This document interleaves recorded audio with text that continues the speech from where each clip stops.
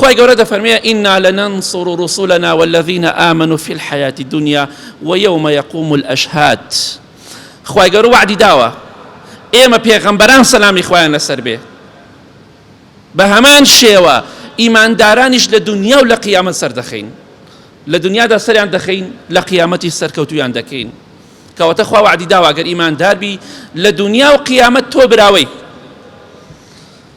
پیغمبری خوا صلی الله علیه وسلم لحدیث صحیح بخاری داهاتووە کتابێکی نارد بە پیاوێکدا بە سەحابەیەکدا فەرمی بڕۆ ئەم کتابەی من بدە بە گەورە و پاشای بەحرەین.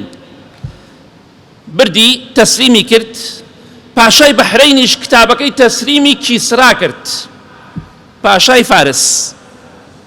بەڵام کاتێک کە کیسرا کتابەکەی پێغەمبەری خوای صلی الله علیه وسلم پێگەیشت، کتابێکە لەلایەنی پێغەمبەری خوا صلی الله علیه وسلم بۆی نێردراوە کە مسلمان بە تەسەلامەت دەبی، ئیمان بهێنە بەخوا بۆ پێغەمبەری خوا صلی الله علیه وسلم.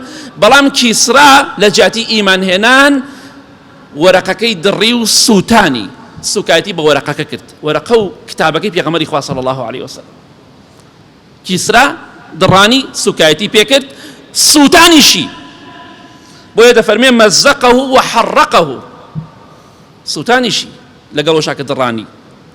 پێغەمبەری خوا صلی الله علیه وسلم کاتێک کە هەواڵی پێگەیشت دوعای لێ کرد، مادەم سوکایەتی بە کتابەکەی پێغەمبەری خوا کردووە صلی الله علیه وسلم.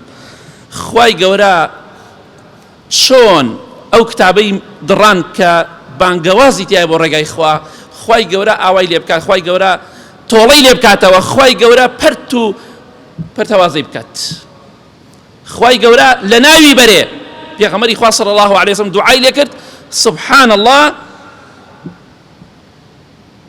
چەند کاتێکی کەمی پێچوو کوڕەکەی خۆی کە ناوی شیرەوەیهی باوکی خۆی کوشت، ئەو باوکەی کە سوکایەتی بە کتابی پێغەمبەری خوا کرد صلی الله علیه وسلم، خۆی بوو بە پاشا کوڕەکەی. بۆیە پێغەمبەری خوا دوعای لێ کرد صلی الله علیه وسلم. جا بۆیە ئێمەش ئاگادار بین هەر کەسێ سوکایەتی بەم دینەی خوا بکە، ئێمە دیفاع لە دینی خوا دەکەین، دیفاع دەکەین بە بانگەوازکردن، بە ئامۆژگاریکردنی ئەو خەڵکە، بە ڕێگان نیشاندانی ئەو خەڵکە بۆ ڕێگای ڕاست. ئەوە گەورەترین دیفاع، گەورەترین جیهادە لە پێناو خوا دە ئینسان بیکا کە ڕێگای خوا پێشان خەڵکی بدە. بۆیە هەر کەسێک لە ئاستی خۆمان و پێمان ناخۆشە کە قورئان سوکایەتی پێ دەکرێ، پێغەمبەری خوا صلی الله علیه وسلم سوکایەتی پێکرێ، بەڵام ئەمە شتێکی تازە نییە.